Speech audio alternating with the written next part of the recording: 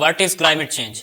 Climate change का मतलब मौसम और दर्जा हरारत की तरतीब में तवील मुद्दती तब्दीलियां हैं। कार्बन डाइऑक्साइड ज्यादातर फॉसिल फ्यूल की वजह से फिजा में पैदा होने वाले ग्रीन हाउस गैसों की वजह से होती है। क्लाइमेट चेंज ये वो इशू है जिसके इफेक्ट्स पूरी दुनिया पे असरअंदाज हो रहे हैं। जैसा कि साल 2023 गर्म तरीन साल रहा और इस साल में टेम्परेचर में रिकॉर्ड इजाफा हुआ।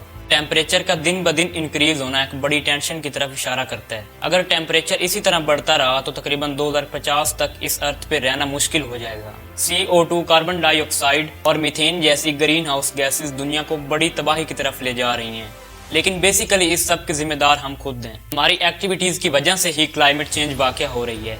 एक रिपोर्ट के मुताबिक 95% क्लाइमेट चेंज ह्यूमन एक्टिविटीज की वजह से हो रही है। बर्निंग ऑफ फॉसिल फ्यूल, इसमें कोल, गैस और फैक्ट्रीज का धुआं कॉमन रीजन है क्लाइमेट चेंज के।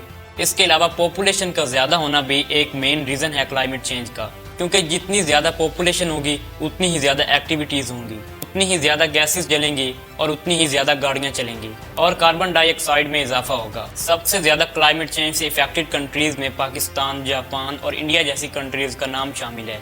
इस क्लाइमेट चेंज से निपटने के लिए दुनिया भर में प्रोटेस्ट होते हैं। लोग अपनी अपनी कंट्री की गवर्नमेंट से डिमांड करते हैं कि इस मसले को आगे बढ़ने से रोकने के लिए इकदाम किए जाएं। UN और WHO भी इस मसले को लेकर परेशान हैं। हालांकि कुछ कंट्रीज ने स्टेप्स उठाए भी हैं इस मसले की रोकथाम के लिए, लेकिन कोई खास इम्पैक्ट देखने को नहीं मिला। उसी तरीके से ही टेम्परेचर में इजाफा हो रहा है। तो अब सवाल ये पैदा होता है कि हम किस तरीके से क्लाइमेट चेंज के इस खतरे को कम कर सकते हैं ताकि अर्थ पे इंसानों का वजूद जिंदा रहे। तो इसमें सबसे पहली चीज़ है less use of fossil fuel. हमें फॉसिल फ्यूल का इंतहाई कम इस्तेमाल करना होगा अगर हमें क्लाइमेट चेंज पे काबू पाना है।